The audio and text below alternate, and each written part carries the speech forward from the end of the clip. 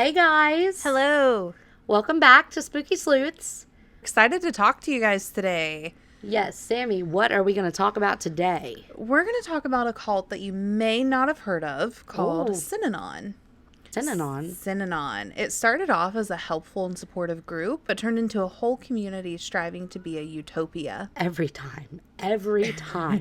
This cult is not as disturbing. I don't know if that's the right word, but it's not as bad as like the Anthill Kids. Oh, well, that's good. Yeah, we're not chopping people's limbs off in this one.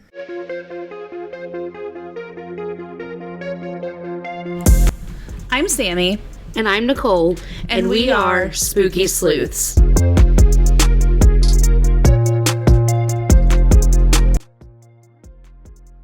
Sammy, you jinxed us. With a special appearance by Ghost.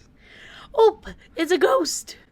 YouTube fam, this is my cat Ghost, who has decided to make an appearance. Hey, Ghost. Come here. Now back to our regularly scheduled programming. I want to say first that the group called people with a drug addiction as drug fiends, like F-I-E-N-D-S. I won't be using that language because I think that's kind of derogatory. In the time, it was appropriate. It's not appropriate today. Full disclosure, I worked for 2 years, if not 3. I can't remember exactly how long. But I worked quite a few years in substance abuse nursing. And we met because she hired me. How we first met, that's a story for a different day because I thought she was going to fire me over a misunderstanding. I didn't really do anything, but... Listen, COVID was rough, okay? It brought out the worst in everyone. Because of our experience in substance use disorder treatment, I want to present this in a respectful way to that population. I've grown to be friends with some of the people that used to be my patients. Right. Well, let's just jump right in with that statement. Synanon began in 1958 in Santa Monica, California. Originally, it was named the Tender Loving Care Club, but quickly renamed to Synanon. The group was created by Charles E. Diedrich to support people in recovery from alcohol and drugs. Actually, here's a quote about what Charles said the group was for. Crime is stupid, delinquency is stupid, and the use of narcotics is stupid. Synanon is dealing with is an addiction to stupidity. So take from that statement what you will, but that's what Charles said. Charles is from Toledo, Ohio, and worked as a sales executive. He had been struggling with alcoholism for nearly 2 decades. His father was also an alcoholic, and he died in a car accident when Charles was 4 years old. And Charles' brother also passed away when he was about 8 years old. Charles was left with his mother, who remarried, and Charles did not like his new stepfather, so he began drinking at a young age. By the time he graduated high school, he was drinking heavily daily. But Charles got married and was working in Toledo as a sales executive, but his wife left him because of his drinking problem. He moved to Southern California after that. In 1956, he thought he should give Alcoholics Anonymous a try, at the instance of his second wife that he met out in California. AA really worked for Diedrich. He became sober and an evangelist for everything that AA was about. His second wife still chose to leave him, though, even after he got sober. So it's a Charles problem, not necessarily an alcohol problem. Charles was really frustrated that AA only accepted alcoholics and did not focus on other types of substances. That's kind of still it today. I mean, those with substance use disorder can go to those meetings, but if they want to give up and give their testimony, like they still have to stand up and say, my name is so-and-so and I'm an alcoholic. Even if alcohol wasn't their thing, it's not acceptable to stand up and say, hi, my name is so-and-so and I am a heroin addict. Right. And even in the facility we worked at, they were mainly AA groups that they would have, even though it was for substance use, but more people aligned with the path that AA went down versus Narcotics Anonymous. The ones that go with Narcotics Anonymous will tell you that AA is the easy way out. That's true. While Narcotics Anonymous was founded in 1953 in LA, even later in the night. Well, Narcotics Anonymous was founded in 1953 in Los Angeles. Later in the 1950s, it still wasn't organized very well, and the groups didn't meet very often. So it wasn't a very good choice for people struggling with substance use disorder. This inspired Charles to start Synanon. In 1958, Charles got a storefront in Santa Monica and used his weekly unemployment benefit of $33 to create the group. Unemployment, $33 a week? Yeah, in the 1950s. Oh, okay. I mean, still. Yeah. Some people say the name is a combination of syn, which means together, like S-Y-N, and Ghost. You're the good one. Some say the name is a combination of syn, S-Y-N, which means together, and anon, which is short for anonymous. while others think the name was a combination of seminar and symposium. In the documentary series Born in Synanon, a former member stated that another member was trying to say seminar, but pronounced it as Synanon, and it kind of just stuck. The main form of therapy that the group offered was called the Synanon game, or the game as most members would refer to it. You just lost the game. Sorry. Millennials are going to hate us. Yeah.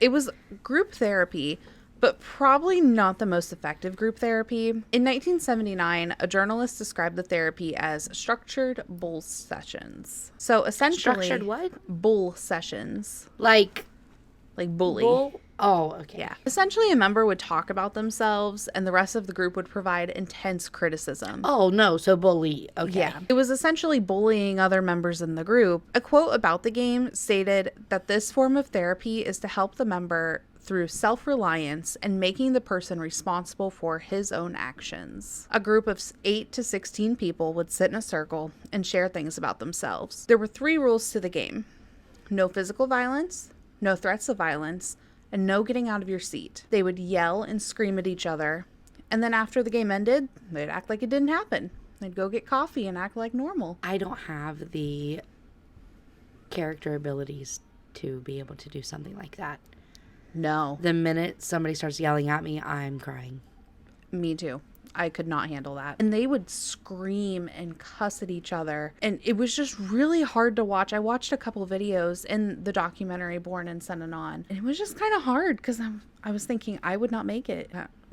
That would not be therapeutic for me at all. The game did play a large role in attracting non-addicted members, especially in the 60s and 70s. Why would they join if they weren't? Politicians, lawyers, and media figures began to join. We'll get into those people later. They eventually, in the 1960s, opened branches all across the United States. Many members stated that this game made them join the group, that made the group what it was. Do people just really, at their core, just want to be mean and hateful? I have no idea. It's like a baby version of The Purge. Kinda, with words instead of actions. They said it was addictive playing this game, and they enjoyed the feeling that they got afterwards. Even children were forced to play the game, some as young as 4 years old. I wouldn't be able to watch somebody yelling at my kid like that. No. Even if it was another kid. Because I think they did kids with kids and adults with adults. Yeah, anybody yelling at my kid like that, like, if it was another child yelling at my child, I would... Likely you wouldn't know because you would be separated from your child, but I'll tell you about that in a little bit. Oh,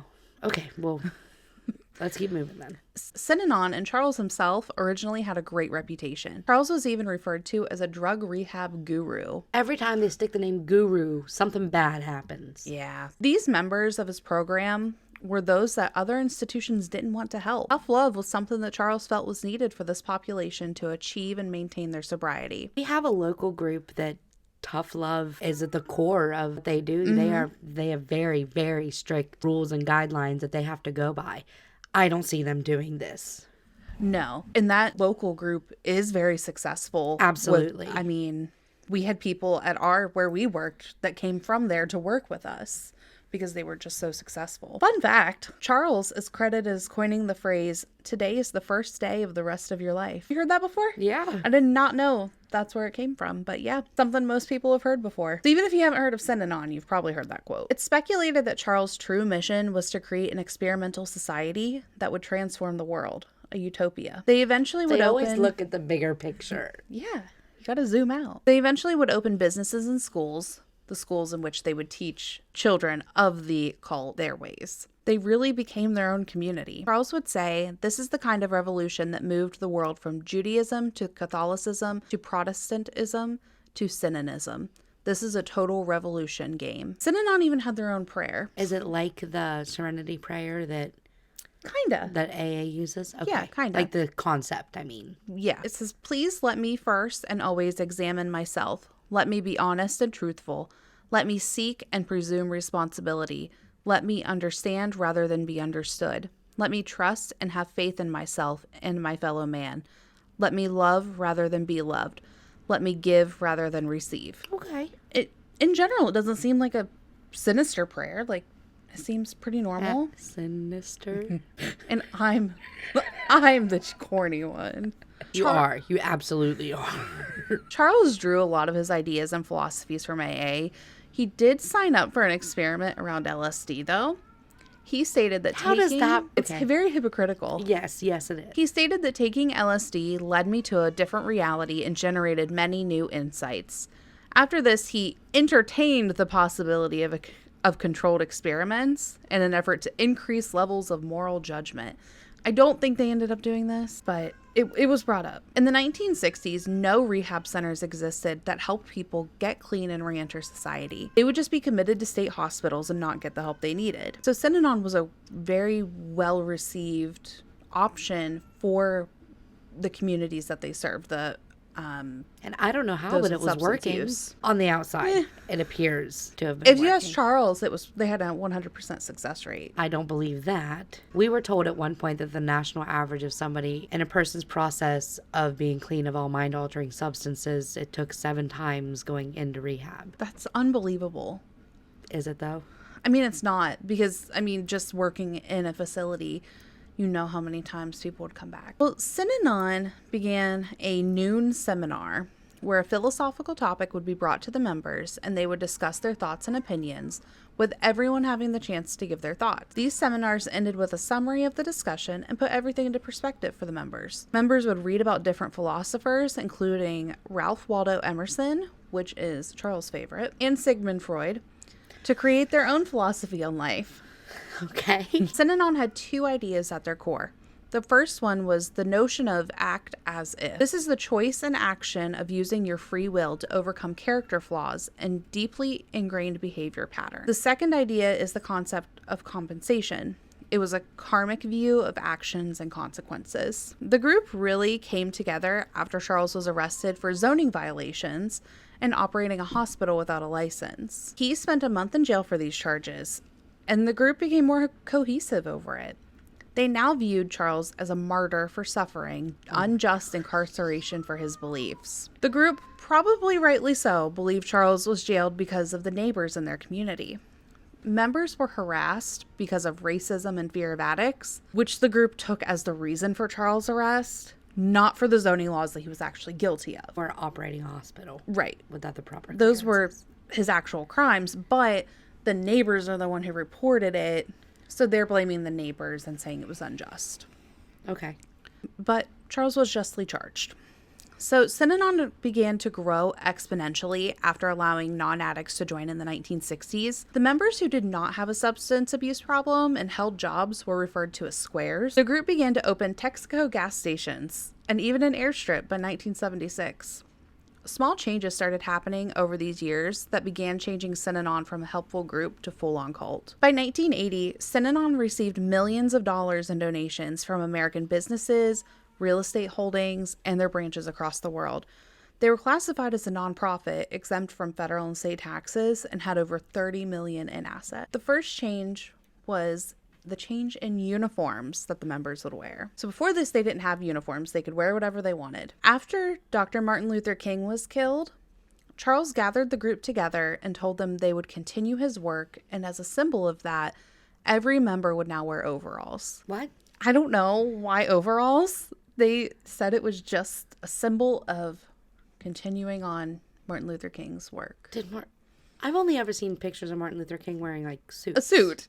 Not in overalls. I don't know. But maybe that's what they could afford to. It might be. I mean, they got $30 million. They could have afforded something nicer. Okay. But Synanon began working with both the police and the Black Panthers on human rights issues. So I thought that was interesting that they were working hand in hand with both sides. Playing both sides of the fence. Yeah. It was important for Charles to keep the police in his pocket. The group was often visited by celebrities. They would have guest speakers come into their facilities, such as Rod. Do you have a list? I do. Here we go. Okay. Rod Sterling, who created The Twilight Zone, Ray Bradbury, who was a sci-fi author, and Steve Allen, who was the original host of The Tonight Show. They also had actors come on site, including Leonard Nimoy, Jane Fonda, and Charlton Heston. They would host parties where bands would come to play. Even their members who were recovering addicts that had a jazz music background would play at the parties. I read somewhere that they had a lot of jazz musicians in the group. so it was convenient for them to play at their party. Politicians were also involved in the group, including Connecticut Senator Thomas Dodd, who called the group a miracle on the beach at Santa Monica. I mean, it really does look like it's all sunshine and rainbow. At this point, Charles liked to tell the public that Synanon had a recovery rate from 80 to 100%. This was never confirmed by outside sources because, one, it wasn't true, and two, it was a private group turning into a cult. They're not going to let you in to look at their success rate. Some have said that fewer than 70 of the thousands of people who were treated at Synanon were truly rehabilitated. Likely the real amount of people rehabilitated is somewhere between the outside claims and the inside claims. When people wanted to join and bring their children along, Synanon began allowing children to accompany their parents to live on their compounds. Which you see that today. The children were raised communally. You don't see that. But parents had restricted access to their children after they were 6 to 9 months old. They might only see their kids once a week. Oh, no. So whenever I said that that's contemporary as well, I mean that we have sober houses, like sober living houses where mothers and their children could be there together. Not like that this. is what I meant. Not like this at all. Well, Charles actually wanted to move all the children in California to a single site. About 200 to 300 people left the group with this new policy. Yeah, I'm sure. But it gave Charles more control over his members. That's why he wanted to do it. When this large group of members left because of this policy, Charles felt that the people who left lacked commitment to their utopian vision, saying, "The choice was clear, your family or that of Synanon. If you give me that choice, I'm choosing my family. Especially if I had kids." That's not a choice. In 1965, they began buying land in California. Over 3,300 acres, actually. So in 1965, a movie was made about Synanon with their full cooperation. It was called Synanon. A unique title, I know. 2 years later... They're so creative. 2 years later, they bought a building in Santa Monica called Club Casa del Mar. The building was built as a hotel in 1926, then used by the U.S. Army in World War II. It's actually back to being a hotel currently. This is kind of where their headquarters was. In 1967, Synanon was no longer just about rehabilitation and recovery. Clearly. Their new mission was research into the causes of alienation and delinquency. Why aren't they researching into the cause of addiction? That would make sense for the type of group they are, wouldn't it? The group was huge now. They had 823 members at this point. They opened up a new type of membership that was called the lifestyler. These members could have jobs on the outside of the group and live on the outside of the group. They could live in their own homes, just go about their day. One catch, though. They had to donate most of their income to Synanon. Most of these members didn't last long in that community. Some did join permanently and moved on to the compound. But they didn't last, in that category. They were scrutinized for not being committed enough to the cause. Make that make sense. You're inviting them, giving them this option, and then bullying them for that option. Right. Well, with the... Probably seems during to the be game. Yeah, I was like, that seems to be their thing, so... So, let's talk about another change that Charles instituted. He was no longer graduating any of their members. So 0% success rate. Essentially. The members were not allowed to leave the group even after they were rehabilitated. Synanon was the only place to be. The next change was to ban smoking in 1970. Oh, Lord. Listen, that does not go over. You can't. No. It is my full-blown opinion. Just an opinion. You cannot expect somebody to quit doing drugs or drinking alcohol and not let them smoke tobacco or chew tobacco. These people thrive on vices. Where we worked, at least whenever I first started, we would take away smoke breaks as a consequence for breaking the rules. And then eventually we stopped doing that because it was really hurting their recovery. Them not having that outlet. As silly as... I was like, it sounds silly to anybody that's not been involved, but honestly, that's a right that they have. If you're going to allow smoking on the property, then they have the right to do so. In appropriate areas. In a residential facility. Right. In the marked areas where they're allowed At to. the marked times. I mean, they have the right to do so. Within their program. It's just not an effective way to work with that population is to not allow them to smoke as well. And as somebody that used to smoke cigarettes, I can tell you that if you tell me I can't smoke, that wants me to go out and chain smoke. Right. I get that. In 1973, Charles got kind of violent with a member of his group for the first time. It took this long? Yeah, this long. It was all just verbal up and to this point. isn't really, it's violent, but it's not I'm punching you in the face violence. Oh, okay. It's kind of humiliating violence. During a game session, a woman spoke badly about Charles's wife, Betty. This was typical for the game, because remember, they're all bets are off. All bullying each other. But Charles did not like that she was talking bad about his wife. He opened up a can of, I believe it was root beer, and poured it on her, stating, "I gave the woman a lesson in manners." This was a direct violation of the rule of no violence and no getting out of your seat. Those are rules for the game. He broke them. That he said, I'm sure. He broke them. So see, it's not really physical violence, but it's emotional, like embarrassing. That you're going to stand up and pour a can of pop on her while she's following the rules? Right. It's like not appropriate for the time or place. This really shocked a lot of the members. This was the first time they'd seen him kind of act out on something. I mean, I get stand up for your woman, but all bets are off during the game. In 1974... Every time we say the game, all I can think of is, I lost the game. You're such a millennial. I know. In 1974, Synanon decided they wanted to become a religion. They couldn't just be a nonprofit anymore because their only mission was no longer substance use treatment. They had to change their status to keep from paying taxes on their earnings. IRS did not buy this, though. They never gave them a religious status. But they also didn't take away their tax-exempt status for at least 10 more years. It's like, we don't believe you. We know that's not a thing, but we're still not going to take taxes. You're doing well, so. This was also the first time that Synanon itself started to become more violent. They would suspect different members of being spies and beat them severely. They also physically abused teenagers that were sent to them by the court system in an effort to cure juvenile delinquency. They would beat them for insubordination. Children didn't want to change because they were children and they needed to be rehabilitated, but I don't think beating them was the solution. Because of the time frame, they were probably already receiving that at home and obviously not working. Yeah. These children became known as the Punk Squad. Of course they did. Well, the group claims no child abuse happened in the group as a whole. The Punk Squad was definitely considered a subsect of the group that endured abuse. The group forced the Punk Squad to march constantly.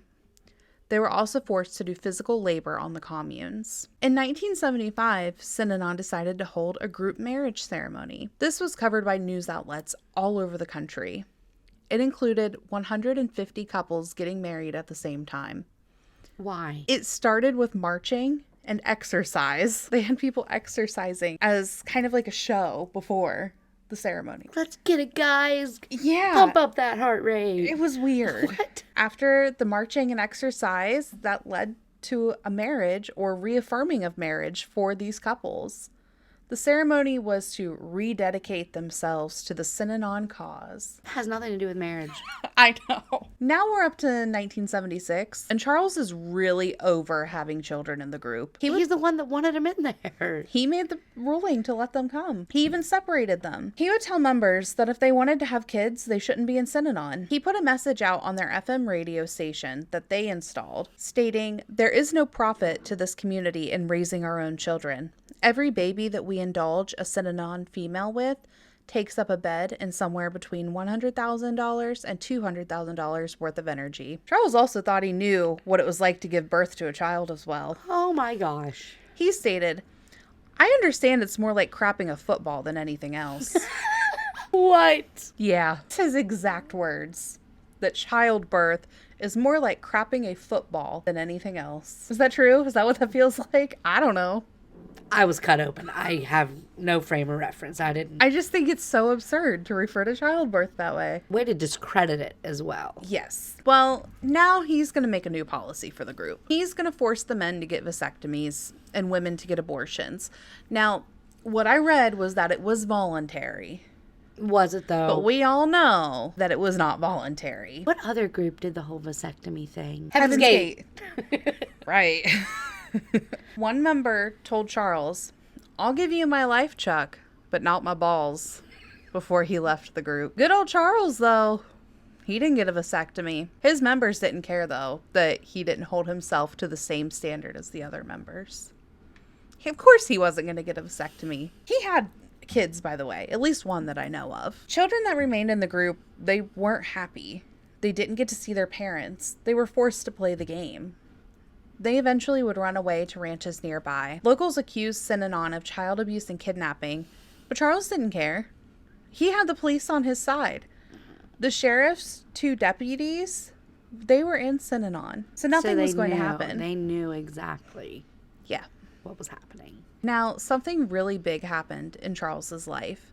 His wife Betty died of lung cancer in 1977. That's probably why he made them all quit smoking. It could be. He immediately after her death announced that he would accept applications for the next Mrs. Diedrich. Applications? 6 members applied.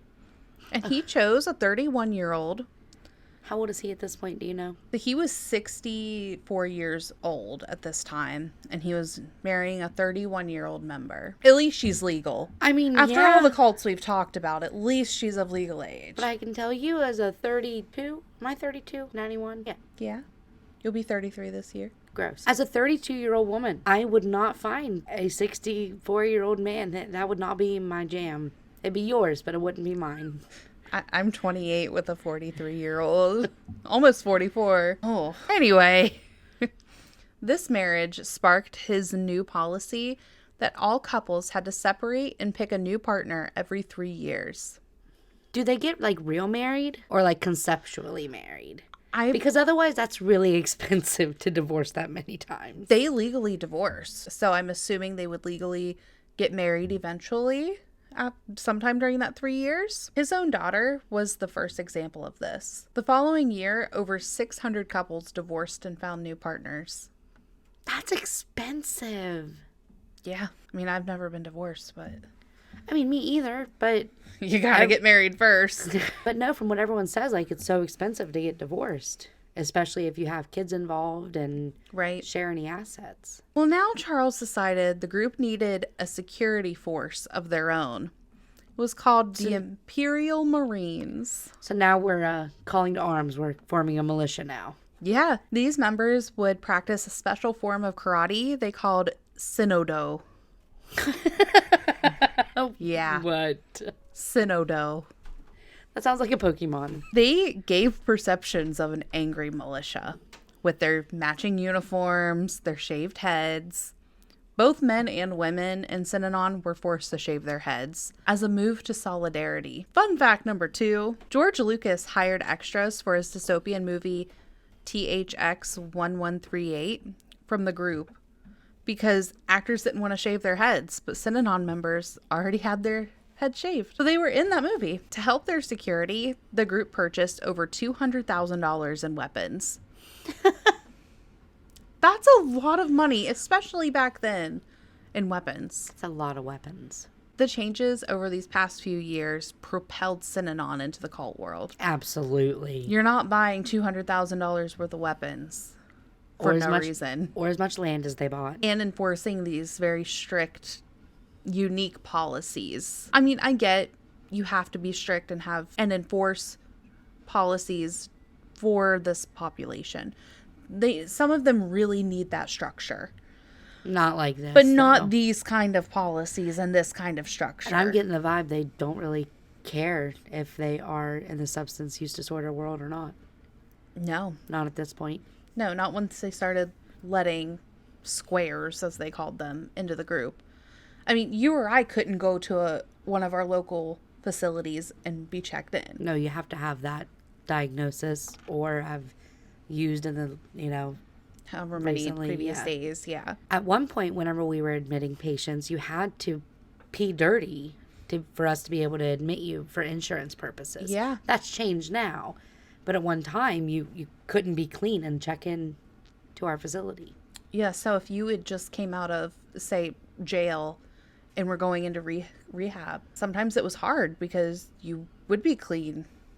Theoretically, you would be clean. You still need that treatment. Now, Synanon started to get some bad press. Just now? Just now. A small newspaper started to report on the child abuse, wrongful imprisonment, assault, and misappropriation of funds within the group. Synanon would threaten libel action, but the newspaper persisted. After this story took off, with it winning a Pulitzer Prize in 1979, Synanon members were not happy. I'm sure. They began receiving a lot of criticism, and they would lash out at those who questioned them. They're trained to bully people. Literally, it's their main form of therapy. Plot twist, that is not therapy, and that is not conducive to somebody's recovery long term. Synanon started suing anyone who would write critical articles or air negative TV segments about them. NBC ran an expose in 1978 to which members replied by sending hundreds of letters to the NBC executives threatening physical harm to them. In 1978, Synanon decided to actually attack someone on the outside. A woman who escaped from the cult sued them for holding her against her will. Her attorney, Paul Morantz, was successful in pursuing this case. On October 10, 1978, members Lance Kenton and Joseph Musico followed Charles's order to place a rattlesnake in Paul's mailbox. He was immediately bitten when he went to get his mail, and he didn't hear it prior to opening the mailbox because the men removed its rattle so he wouldn't suspect anything. Which, that is awful to do to an animal. Lance and Joseph were charged with attempted murder, and Charles was charged with conspiracy to commit murder. Good. Thankfully, Paul did not die, and he received anti-venom at the hospital, which is why they got the attempted murder charges. Now that the police were looking into Synanon, they found some audio tapes that Charles recorded. He loved to record himself talking. They all do. He specifically talked about Paul and violence on these tapes. I think they even stated Paul's address. So it's kind of clear what their motive was. Charles took a plea deal for probation and didn't see any jail time. A condition of this plea deal was that Charles would step down as the head of Synanon. With Charles no longer in control, the group began to dwindle.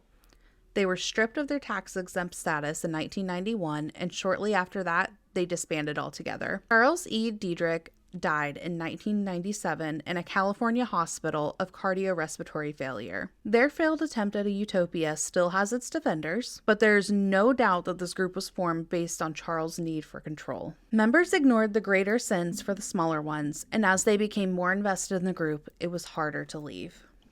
Which is pretty typical cult-like behavior. So it started off on such a great premise of being a place for those in recovering to go. Substance abuse addicts to go, other than a state hospital where they weren't going to get treated. They were just held there. It sounded really great. The treatment wasn't good. The game is not effective. And it turned into, hey, let's make a utopia. We're going to have our own businesses and schools, and we're all going to look alike. I think this cult is very interesting, probably because of my background, but I just think I think it's one that we should know more about. Yeah, this is another one of those instances where it's another cult that doesn't have, I know they applied for church exempt status, but it doesn't have the religious undertones like most cults do. Not general religious. They had kind of like their own religion almost. Right, yeah. But not your typical doomsdayers or... Yeah. So what do you guys think? Have you guys heard of Synanon? Do you have any other interesting facts? I encourage you to go watch the Born in Synanon documentary on Paramount Plus. It was really interesting. It was more of a one-on-one with this child that grew up in Synanon. She left when she was 6, and she wanted to find out more about what happened in the cult, and she started making a documentary about it. So it's really interesting. You should go check that out. And it's on Paramount Plus? On Paramount Plus. Yep. I think so. I'm pretty sure it is. But yeah, make sure to go over to our TikTok and Instagram. If you're not watching us on YouTube, go check us out there as well. All of our socials can be found at Spooky Sleuths Pod. If you are watching us on YouTube, give us a comment down below. What cult would you like us to cover next? And make sure to smash that like button. And subscribe to come back for more. We're here every week. And on that note, stay spooky, friends.